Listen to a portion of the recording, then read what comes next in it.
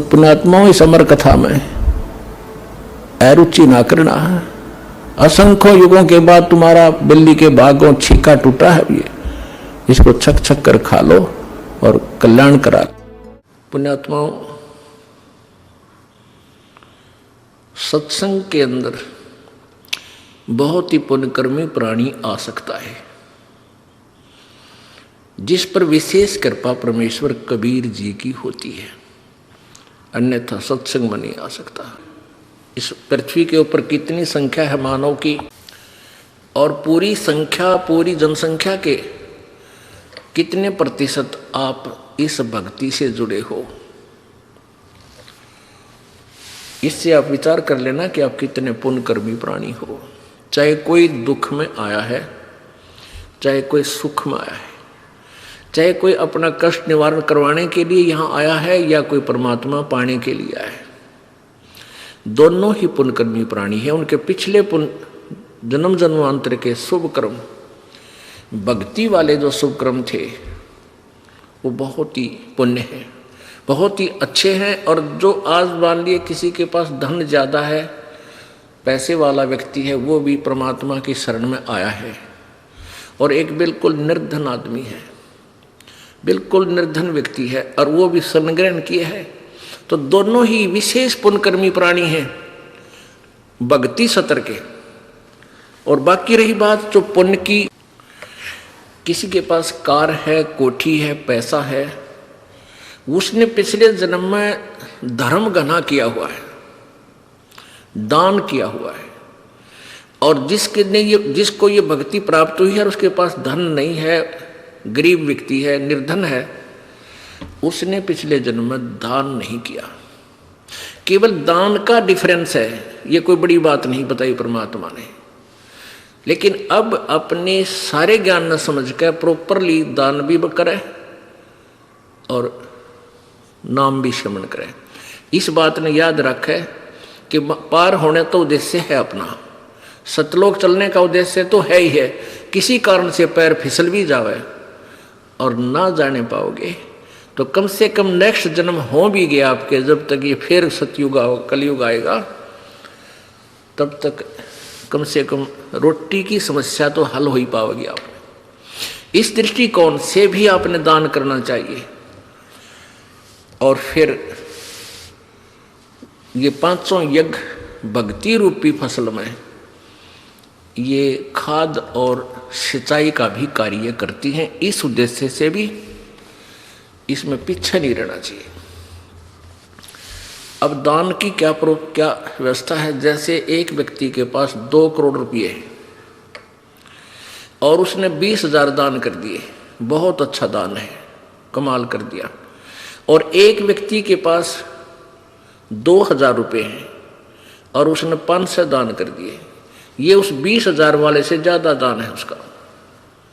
तो पुण्यात्माओं, इस दृष्टिकोण से, लेकिन दोनों ही दान करने वाला सच्ची श्रद्धा से और बगैर किसी इच्छा से।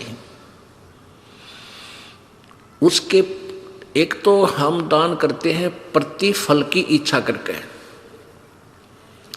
प्रतिफल कि भाई मेरा ये हो जा, छोरा नौकरी लग जा, लड़का नौकरी लग जाए, एक पाठ कराऊं, या भैंस ठीक पैसे की बिक जाते, एक पाठ कराऊं,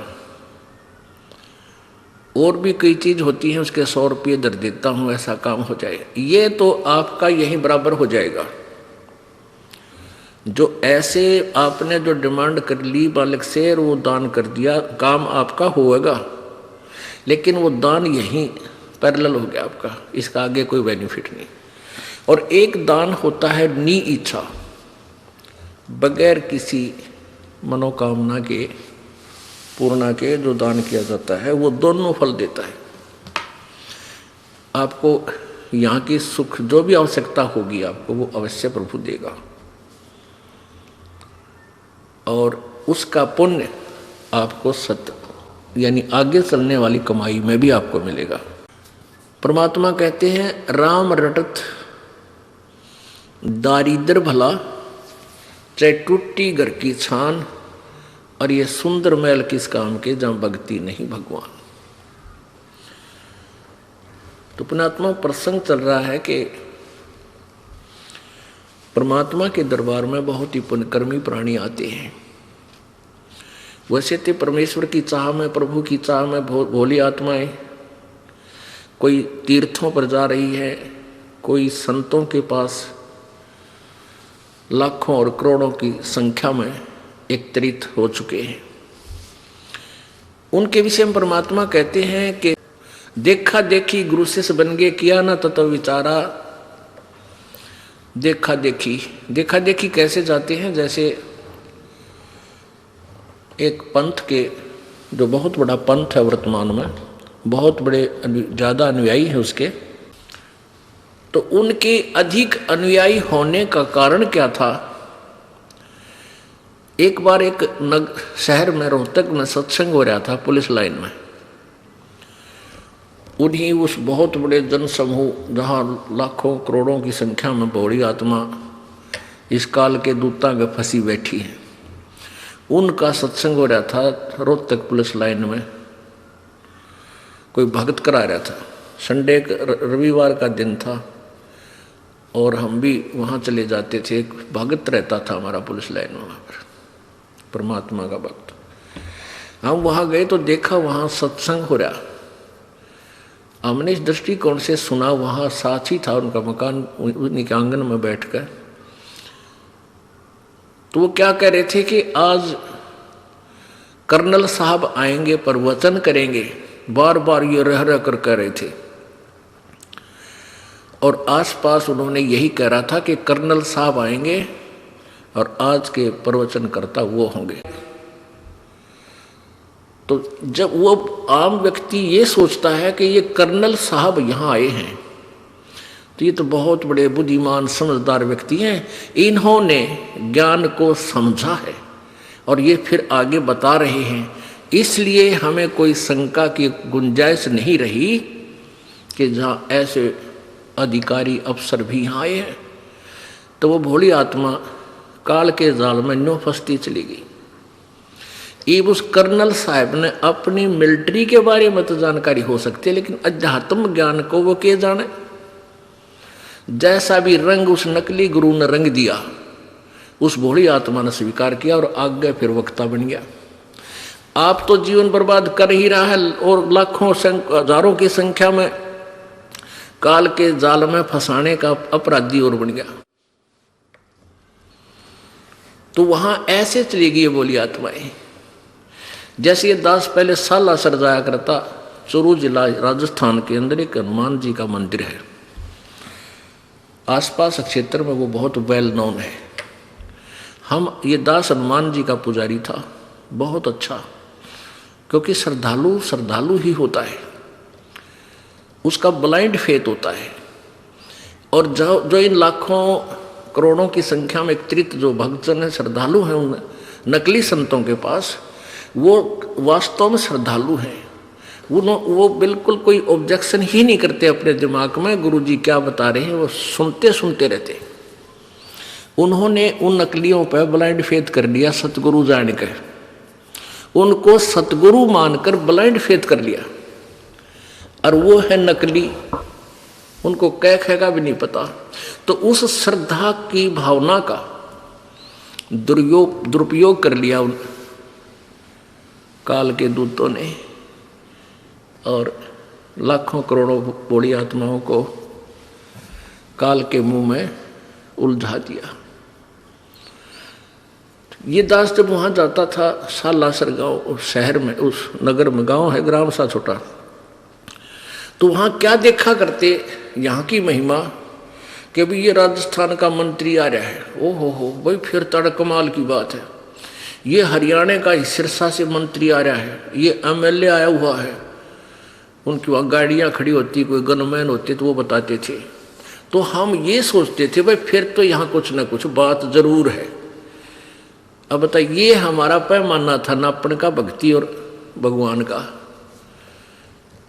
क्योंकि अज्ञान से परिपूर्ण थे, श्रद्धा गणी थी, चाह ज्यादा थी मालिक की, इसलिए अपनी अटकलों पर आप अटक कर खड़े हो जाते थे, भाई यही भक्ति होती होगी। और वहाँ के भक्ति होया करती,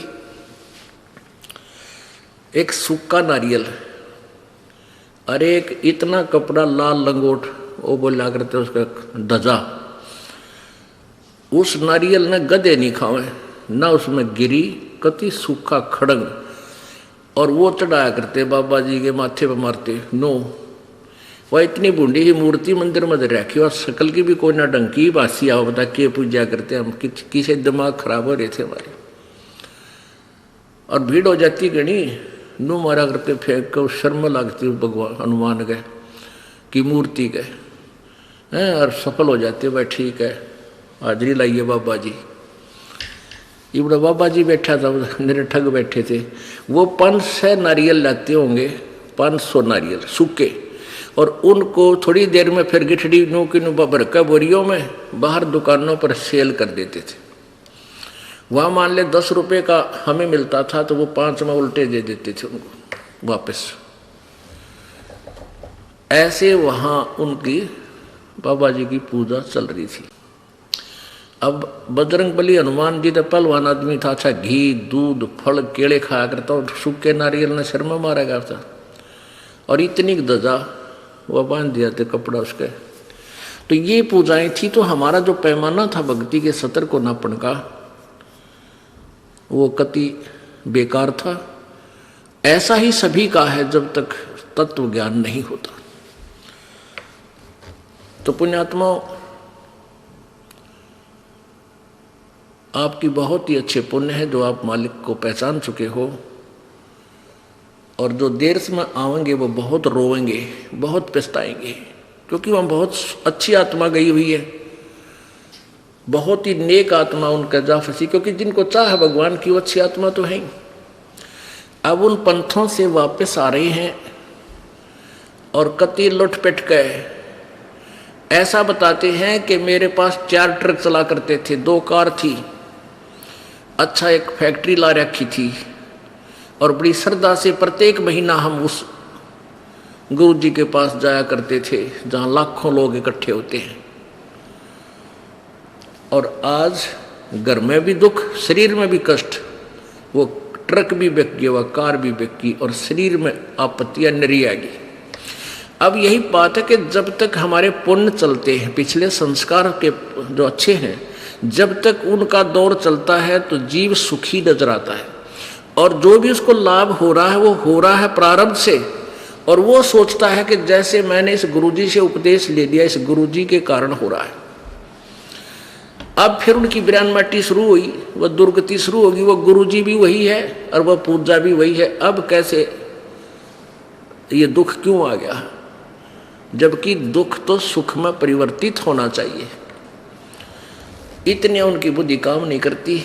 वहाँ से फिर चलते हैं दूसरे गुरु के पास, फिर तीसरे के पास, फिर यहाँ भी पहुँच जाते हैं। यहाँ पहुँचने के बाद फिर उनकी चौंध टूटे, उनके मोतियाबिंद का ऑपरेशन होता है कि हम क्या कर रहे थे रे, तेरा गजब हो, यो कहाँ थे, सिर था ना पैर था उस भक्ति का। एक मंत्र जानते हैं वह, कहते 2.5 घंटे सुबह बैठो, 2.5 घंटे शाम, और समाधि लाओ, हलना नहीं टहलना नहीं, खाज भी नहीं करनी की तो हो जाता है, नहीं तो डिस्टर्ब हो जाओगे। और फिर क्या होगा, बोला अंदर देखो, अंदर देखो, प्रकाश ही प्रकाश है, नूर ही नूर है। परमात्मा सतपुरुष कैसा है, वो तो निराकार है। फिर समाधि में के ढूंढेंगे, टट्टू ढूंढेंगे वह। जब समाधि लगा रहे हैं परमात्मा को देखने के लिए तो लगाते होंगे, जो भी क्रिया करें प्रभु के लिए करें, और प्रभु निराकार है तो फिर क्यों डले ढो रहे हो। पुण्यात्माओं, इस दास के ऊपर परमात्मा की कृपा बहुत घनी होगी, और वो होगी आप जी के लिए, क्योंकि पहले तो दास के उपदेश लिया, अपनी भक्ति करता था। सन 1988 में उपदेश प्राप्त हुआ था मुद्दास को। 1994 तक 6-7 वर्ष ये दास अपनी भक्ति भी करता था, अपनी रोजी रोटी का धंधा भी करता था। कोई ये स्वप्न में भी नहीं था कि इतने निर्मल भगवान की और ऐसे उत्तम ज्ञान की चर्चा इस दास ने करनी पड़ेगी। करने का आदेश हो गया। तो यदि ये आदेश ना होता तो आप ये दास अपनी भक्ति करता रहता, कभी सौपन में भी नाम नहीं, गुरु नहीं बनता, क्योंकि गुरु बनना तो अपना नाश कराना है, सारे सब का भार अपने सिर पे रखना होता है। और जब आदेश हो जाता है परमेश्वर का, गुरुजी का, जो गुरुजी कनेक्टेड है परमात्मा से, उनकी एक परंपरा होती है, उस नियम से चलते हुए, तो फिर वो गुरु दोषी नहीं रहता। क्योंकि जैसे एक एसएस बोर्ड होता है, एसएस बोर्ड का एक चेयरमैन होता है, वो गवर्नमेंट के द्वारा नियुक्त किया जाता है, अपॉइंट किया जाता है, उसको अधिकार दिया जाता है, आप ऐसी जो टर्म एंड कंडीशन पूरी करते हैं जो कैंडिडेट, उनको इस पोस्ट के लिए आप उनकी अपॉइंटमेंट कर सकते हैं। तो वो 4 लाइन लिख देता है, you are hereby appointed for the post of such and such, your pay and salary will be such and such, और नीचे अपने साइन कर देता है। पेन भी सरकार का, इंक भी सरकार की, टेबल मेज कागज भी सरकार का, और साइन वो करता है। तो उसके द्वारा किए गए साइन से उस बच्चे को नौकरी मिल जाती है, कैंडिडेट को, और सरकार उसको तनख्वाह भी देती है, सारा भत्ता भी देती है, और उसको पेंशन भी देती है। उस चेयरमैन ने अपनी जेब से 54 विधि देनी पड़ती उस कैंडिडेट को। तो ऐसे सारा भार उस सरकार ने उठा लिया, केवल उसके साइन होते हैं। ऐसे ही ये दास को, इस दास को जब अपॉइंट कर दिया गया, नॉमिनेट कर दिया गया उपदेश देने के लिए पूज्य गुरुदेव जी द्वारा, तो वो सच्ची सरकार, वो परम अक्षर ब्रह्म कबीर देव जी, उन सभी आत्माओं को जिसको ये दास उपदेश दे देता है, जिसकी अपॉइंटमेंट कर देता है, उसको सारा सुख वो परमेश्वर कबीर जी, वो सच्ची सरकार देती है, दास की तरफ से कुछ नहीं जाता। और यदि मुझे ये आदेश ना होता और मैं फिर गुरु चेले बनाता, ठीक है, अपनी कमाई से 100, 200, 1000, 2000 को थोड़ा बहुत लाभ दे सकता था, लेकिन वो चेले भी नरक में और मैं भी नरक में जाता। अब परमात्मा के तत्व ज्ञान से मैं पता हुआ कि सबसे बड़ा शत्रु इस प्राणी का गुरुपद है, कि उसमें अहम आता है। अब पुण्यकर्मी प्राणी ही इस पद को प्राप्त करते हैं, गुरुपद को। जैसे ये गुरुलोक बने हुए हैं, जैसे राधा स्वामी पंथ जहाँ से प्रारंभ हुआ है, वो है श्री परम धनी हजूर श्री शिवदयाल जी महाराज, आगरा पन्ना गली आगरा वाले, वहाँ से राधा स्वामी पंथ चला है। और वो पुण्यकर्मी प्राणी थे, पिछले जन्म के बहुत अच्छे संस्कारी प्राणी थे, जिस कारण से उनको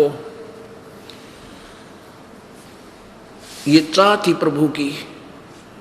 उन्होंने कोई गुरु नहीं बनाया, शिवदयाल जी महाराज ने कोई गुरु नहीं बनाया, निगुरे थे। फिर उन्होंने ऐसे ही ग्रंथों को पढ़ा, किसी संत का अनुभव पढ़ा, कहीं सी ईंट कहीं का रोड़ा, कबीर जी का एक शब्द उन्होंने पढ़ा, करने नो दीदार महल में प्यारा है, हल्दी की गांठ लेकर पंसारी बन गए। एक करने नो दीदार महल में प्यारा है, इस शब्द को लेकर के उन्होंने सतलोक ले जाने का ठेका ले लिया, और उनको सतलोक के बारे में कै खे का भी पता नहीं था। श्री शिवदयाल जी महाराज जो इस राधा स्वामी पंथ के प्रवर्तक है।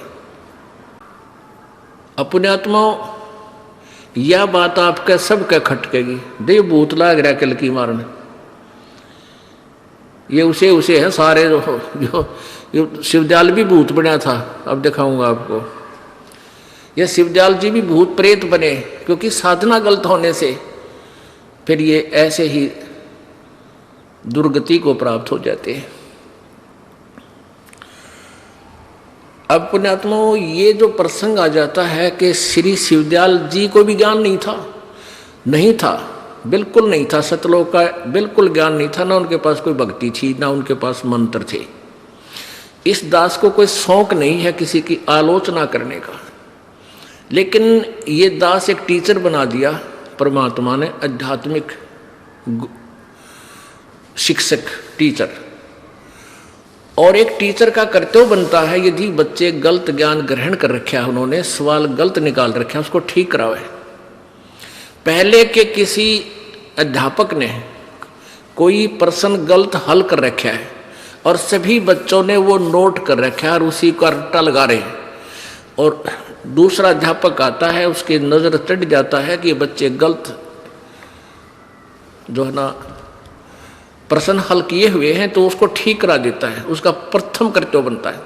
तो इस दास का प्रथम कर्तव्य है कि जो इन नकली गुरुओं ने आउट ऑफ सिलेबस पढ़ा रखा है, उस तो सभी श्रोताओं को, सभी विद्यार्थियों को, प्रभु के चाहने वाले प्यारी आत्माओं को अपने सदग्रंथों के आधार से वो शास्त्र अनुकूल साधना का ज्ञान कराऊं। और फिर इस चीज का कैसे पता चलेगा भाई कौन सी गलत है, कौन सी ठीक है? अब ये दास राधा स्वामी पंथ वालों का भी साधना गलत बता रहा है, और धन धन सतगुरु वालों का भी सच्चा सौदा जो सिरसा वाले हैं, जगमाल वाले, इनका भी गलत बता रहा है। वो गलत है तो बता रहा हूं, नहीं मुझे शौक नहीं।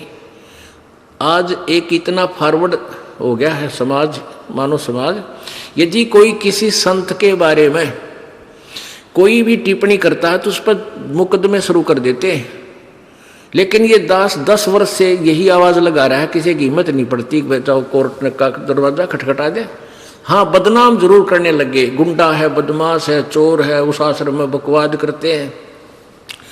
अब उनके पास ज्ञान तो रहा नहीं, फिर और क्या बोल रहे हैं? उनका उद्देश्य यही है कि जनता वहां जावा नहीं, रामपाल से नफरत करे, कहीं तुम्हारी पोल ना खुल जाए। तो ये कितने दिन तक चलेगी उनकी? अब ये चाल ज्यादा नहीं चलेगी, क्योंकि अब शिक्षित समाज है, बहुत बुद्धिमान मनुष्य है, मानव है, और सब समझता है ये कौन से कहाँ बोल रहे हैं और वास्तविकता क्या है। अब ये दास अपनी जबान से कुछ नहीं कहेगा, आलोचना नहीं कर रहा किसी की। जैसे एक बार किसी ने 1000 के नोट, 500 के नोट नकली छाप दिए, और सरकार ने क्या किया कि दोनों नोट, ओरिजिनल एंड डुप्लीकेट, दोनों टेलीविजनों में, समाचार पत्रों में प्रिंट कर करके दिखाए कि भी ओरिजिनल की ये पहचान है, डुप्लीकेट ऐसा होता है, सावधान रहना कहीं लुट ना जाओ। तो क्या सरकार आलोचना कर रही थी किसी की? नहीं, एक बहुत बड़ा उपकार किया। गरीब आदमी जिसके पास 2-4 हज़ार रुपये और वह नकली हो, वो तो गया काम से। ऐसे ही पुण्यात्माओं, आपका जो धन बर्बाद हो रहा है, व्यर्थ हो रहा है, ये मनुष्य जीवन का जो धन है, इसकी कीमत इस तीनों लोकों के बराबर भी नहीं है, एक श्वास की। और आप इतनी हानि कर रहे हो, आपकी इतनी हानि हो रही है यथार्थ भक्ति ना करके। तो दास का कर्तव्य बनता है कि जगाऊं, दूर दूर तक जगाऊं। अब जैसे ये क्रोथा कांड हुआ, इस क्रोथा कांड का यही कारण था कि इस नकली महर्षि दयानंद की पोल खोल दी इस दास ने। और सत्यार प्रकाश नामक जो पुस्तक दयानंद जी ने छापी थी, अपना स्वानुभव लिखा है, तो उसको हम एक बहुत उत्तम पुस्तक माना करते, यानी वेदों से भी प्रथम उसको महत्व देते थे कि वेद हम नहीं पढ़ सकते। और महर्षि दयानंद जी ने वेदों का ही निष्कर्ष निकालकर सत्यार प्रकाश में डाल रखा है। यही हमारे लिए सफिशिएंट है, क्योंकि उन्होंने सरल करके इसमें लिख दिया बस, और वो वेदों को सत्य मानते हैं। इस दृष्टिकोण से हम इस नकली, इस सत्यार प्रकाश को, इस नकली ज्ञान युक्त, डुप्लीकेट ज्ञान युक्त, वेद विरुद्ध ज्ञान युक्त पुस्तक को उत्तम मानते थे, अपने सीने से लगा कर रखा करते थे। और जब इस दास की के ज्ञान नेत्र परमेश्वर ने खोल दिए, तब उस दृष्टि से, ज्ञान वाली दृष्टि से देखा, और सदग्रंथों वाले तराजू में जब तोल के देखा, ये सत्यार प्रकाश तो एक अन्य का भी नहीं, पूरा वेद विरुद्ध ज्ञान से परिपूर्ण है। समाज नाश का इसके अंदर पूरा व्यवस्था है।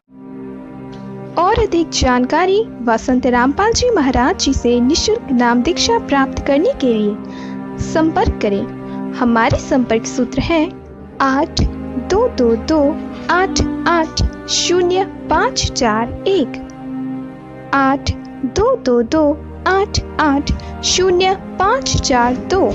आप नीचे स्क्रीन पर दिए गए हमारे अन्य नंबरों पर भी संपर्क कर सकते हैं। विजिट करें हमारी वेबसाइट पर। हमारी वेबसाइट है www.jagatgururampalji.org।